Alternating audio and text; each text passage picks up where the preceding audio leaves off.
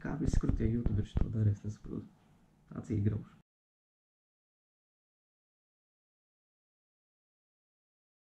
Nu, karaži, čau.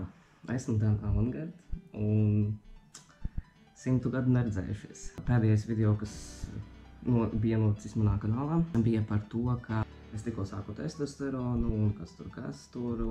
Pirmkārt, es esmu ļoti slings, tāpēc es bieži nepublicēju vidziklus, bet otrkārt, es gribēju nākamā video veltīt tieši tam un tieši par to, lai pastāstītu, kādas tad manā personīgā pieredzē ir šīs testosterona izmaiņas. Un tam man vajadzēja pagaidīt laiciņu, lai testosteronu saprot iehito, lai iesūcas, lai sāk darīt lietu gadu vēlāk. Mēs esam šeit, tātad pastāstīšu par to, par visām tā kā testosterona izmaiņām, kas personīgi man bija. Brīdinājums, es neesmu ārsts, tāpēc viss, ko es saku šeit, ir tikai mana personīgā pieredze un tikai mans personīgais viedoklis. Man nav nekā cita, uz kā balstīties savā viedoklī, kā tikai mana pieredze. Tāpēc to ir jāpaturprātā, ka šo vidziklu skatoties, es nesaku vienu galīgo, saprotu, ultimatu vispatiesāko patiesību. Es stāstu savu pieredzi. Hormoni kā tādi uz cilvēka ķermeņa, jā, viņi reaģē un dod šitās visas galvenās izmaiņas, bet visās sīkākās niansēs, manuprāt, tas ir tīri atkarīgs no organisma. Tas ir jāpaturprātā. Karučē, es esmu te trešī, viss, kas te tāpēc vienkārši visu pēc kārtas, ko es sarakstīju. Es vienkārši runāšu par to. Dalīt lietas pa grupām, lai cilvēkiem vieglāk uztvert. LOL. Pirmā lieta, kas ir arī visredzamākā, manuprāt, visredzamākā, un kas man arī pirmā bija atnākusi, bija balss. Tātad nokrita balss, un bija šis balss lūzums, ko tātad visi mēs to gaidām, kad nokritīs balss, un Jēzus var jau nevajadzēs vairāk ar te kaut kādu balsu, ja balsīs teikāt apkārtē. Tas bija kādus 3 mēnešus varbūt. 3 mēnešus pēc pirmās devas. Un jā, un tad sākumā pirmo pusgadu aptuveni tā es spricēju ik pēc 3 nedēļām. Un tad jā, pēc kaut kādiem, es sāku februārī, un kaut kāds pirmais kritiens balsī bija maijā. Tas moments bija tāds bišķi seriāls un bišķi tāds arī dīvains, jā. Es dzīvoju, jā, es saprotu savu ikdienu, kas tur, jā. Un, baigi gaidu, kad balss nokritīs, jā. Viņa nekrīt, jā. Nākamajā dienā es pamostos, sāku runāt un opā. Balss, jā, ir zemāka palikusi un nokritusi. Man tāds, what the fuck, caur vienu nakti vienkārši tas notika. Muskuļu masas pieaugums. Nav tā, ka es kačājos. Es to nejūtu, ka man gribētos, jā, tagad kačāšos, jā, tagad būšu baigies vecis. Man to sajūtu, ka es esmu čalis dot pavisam citas lietas. Neplānoju kačāties, bet es uzkačājos, tāpēc, ka vienkārši man ir tāds darbs, ka es strādāju ar rokām un arī smagumus. Kaut kādu konkrētu procentu no dienas es ceļu. Tad, kad cilvēki sāk runāt par hormoniem un par testosteronu, tad cilvēki saka, ka oi, tu pieņemsies svarā. Manuprāt, tieši testosterona gadījumā pieņemšanās svarā nenozīmē, ka tev pieaugs tauki vairāk un tā tālāk, un ka tagad vielmaiņa aizies pakaļā un vispār čau. Manuprāt, tas ir tieši otrādāk. Vielmaiņa sāks strādāt ātrāk, ja sāks lietot testosteronu, un tāpēc arī ir vieglāk to muskuli uzkačāt. Es nezinu īsti, kā tas korelē, bet man liekas, ka tas korelē kaut kādā veidā. Un tas, ka svars pieaugs, manā gadījumā tas nozīmē, ka vienkārši muskuļu masa pieauga. Un jā, man cilvēki mēdz teikt, ka es izskatos notievējis vai kaut ko tādu, ja. Man vienkārši uzkačājas muskuļiem. Un šitas notika, bet par to bišķi vēlāk. Es nedomāju, ka vajadzētu satraukties, ja sāk lietot testosteronu, es nedomāju, ka vajadzētu sākt uztraukties par liekā svara uzaugumu. Man tas šķiet, ka vienkārši uzaugs muskuļi, un tāpēc tev pieaugs svars, tāpēc, ka mēs visi zinām, ka muskuļi ir smagāki par daukiem. Pie fizionomijas, ja. Man vienkārši ir gēnos tas, ka mums ir kaut kādi kauli šita te un kaut kādi kauli šita notiek, un kad kaut kas notiek, ja. Bet iepriekš man tā nebija. Tik izteikti vismaz nebija. Principā no testosterona bija tas, ka izteiktāki vaigu kauli un izteiktākā sejas struktūra parādījās, kas ir ahuiena. Man ļoti patīk. Čalis pirms miljonus gadiem stāstīja, ka viņš paskatījās uz manu bildi, ja, un viņš pateica, ka šita būs afigēnija vaigu kauli un afigēnās šitās tevot visas līnijas un visi stūri un tā man tāds, paldies, beč. Nākamais, kas man ir tā parādījies, es to negaidīju un es tā īsti par to nedomāju, bet tas tā ir. Tas, ka ir izteiktākas vēnas uz rokām, bet darbā būt es čista, kad es tā kā strādāju un kad es kaut ko daru, jā, tad, nu, tur ir tāda izteikta vēna, ka vienkārši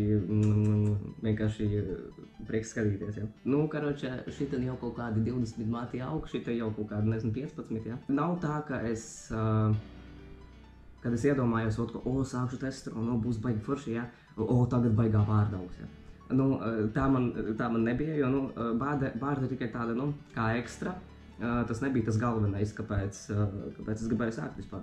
Kaut kā es laikam sāku mainīt emocionāli to savu pozīciju sakarā ar bārdām, jo tagad man čista patīk. Nu, tā kā čista patīk, ka te kaut kas notiekās. Ja, un mana meiča arī prikolējas visu laiku, viņa tur pēta un cipa kas notiek un tā tālāk. Sejas apmetojums, viņš nesāk augt uzreiz. Man šķiet, ka tagad, nu, tikai salīdzinoši nesen tas sejas apmetojums vispār sāka notikt. Nu, tā, ka šis te redzami. Beidzās mēnešu reizes, ja vispār pirmais, ko es gaidīju. Man neko citu nevajadzēja, es saprotu, man tikai tā, ka Jēzus Marija, lai ātrāk šitas man beidzas un es varu dzīvot patīkamu dzīvi. Es biju dzirdējis, ka ārstiem liekas, ka tad, ja AFAB cilvēks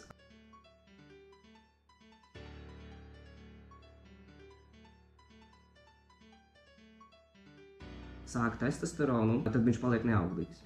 Es zinu kā faktu, ka tā nav patiesība. Tad, kad tu sāc testosteronu, ir izmaiņas, kuras tur būs, viņas izmainīsies un atpakaļ ceļa nav. Piemēram, balss. Tad, kad tev balss nokritīs, tad viņa nokritīs un viss čau. Tu vairs atpakaļ viņu nedabūsi. Bet ar mēnešreizēm ir tas, ka, ja testosteronu pārtrauc, tad viņas ar laiku atnāk atpakaļ.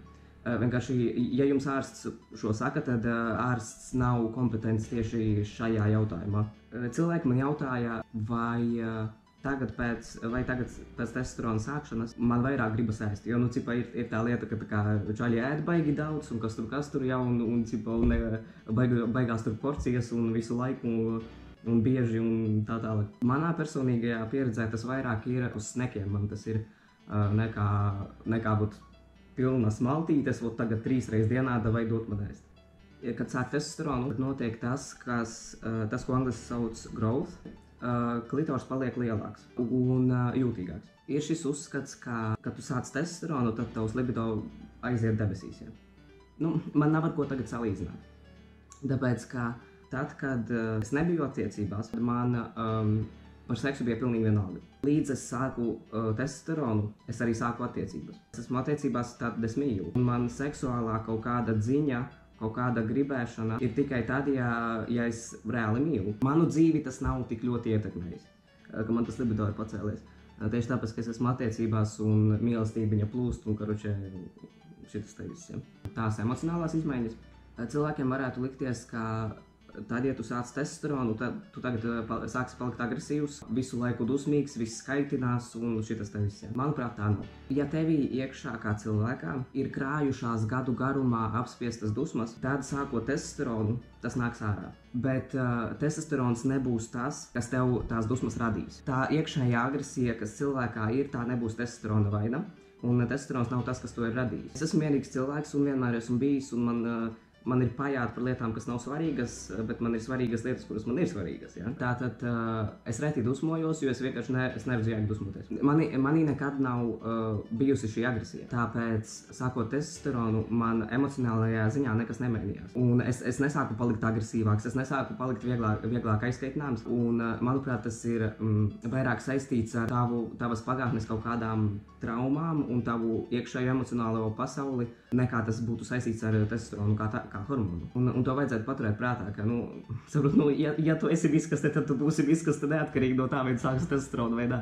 Un testosterons pie tā nebūs vainīgs. To vajag ļoti, ļoti paturēt prātā. Ir jāsaprot, ka tu kā cilvēks, tava iekšējā esence nemainīsies no tā, ka tu sāksi hormonus. Visas tavas labās īpašības, kas tev ir, viņas nepazudīs un viņas neizmainīsies. Tikai varētu būt tas, ka sāks nākt ārā visas tās lietas, kuras gadu gaitā heteronormatīvas sabiedrības dēļ nācās apspiest. Palielinās risks par sirds un asinsvadu slimībām. Tas ir fakts. Tas nav tāds moments, ka tagad sākšu testosteronu, tagad nomiršu no sirds slimības. Visiem cisgender vīriešiem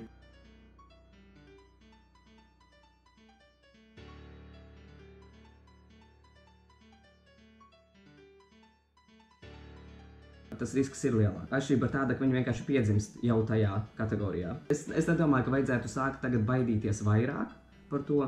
Es tagad necenšos jūs iedrošināt tagad būt neveselīgiem paši pret sevi, jau tā kā sajāt savu sirdsdēlē ratā un dzert enerģijas dzērienus 247. Risku par sirds un asinsvadu slimībām neņemt tik ļoti pie sirds.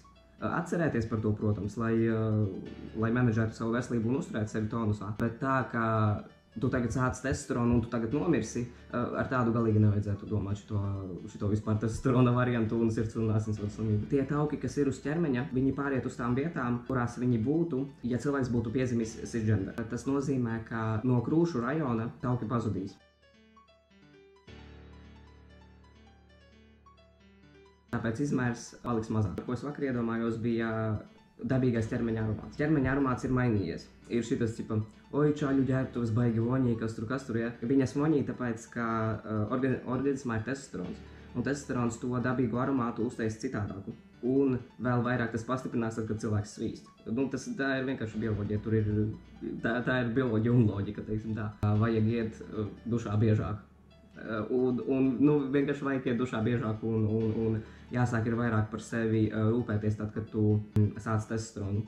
Vēl viena emocionālā lieta, par ko tiek runāts, ir šī nespēšana raudāt, bet atkal man nav ar ko salīdzināt. Tāpēc es esmu laimīgs vispār ikdienā kā tā, un man nav iemesla raudāt.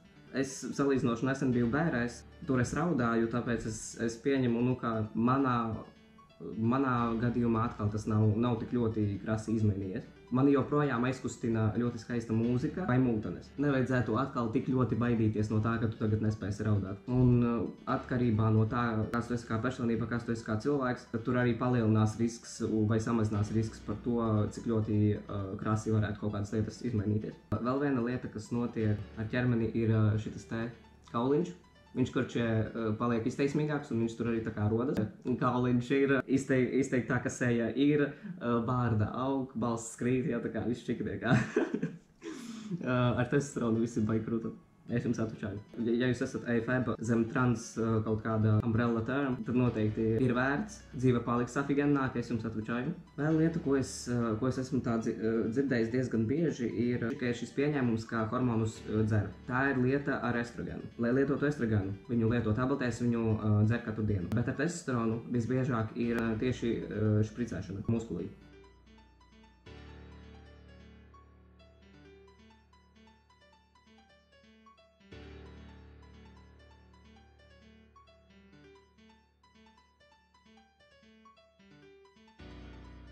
Bet pasaulē ir arī citas opcijas, piemēram, ir gēls, un to dara katru dienu. Es to daru pats sev.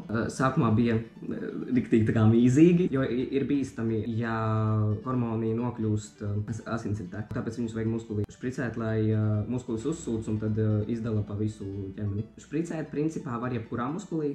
Specifika atšķiras no tā, kādā pozīcijā muskulis ir augšstilbā, vai tas muskulis ir tuvāk. Tāpēc adatu vajadzētu dur tā bišķi pa diagonāli, un es sev neusticos. Tāpēc es to šauju sev pataisno dirsā. Muskulis tur ir vis tālāk. Tāpēc tur var nebaidīties un vienkārši šauj taisni, un 100% tu trāpīs muskulī.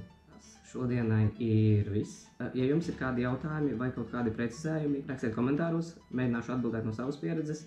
Ja šo video skatās kādi ārsti vai medicīnas personāls, droši pakomentējiet arī, apstipriniet vai noliedziet kaut kādas lietas, ko es teicu, jo es neesmu ārsts un es tikai balstos savas personīgās pieredzes. Paldies, ka skatījāties un tiksimies nākamreiz.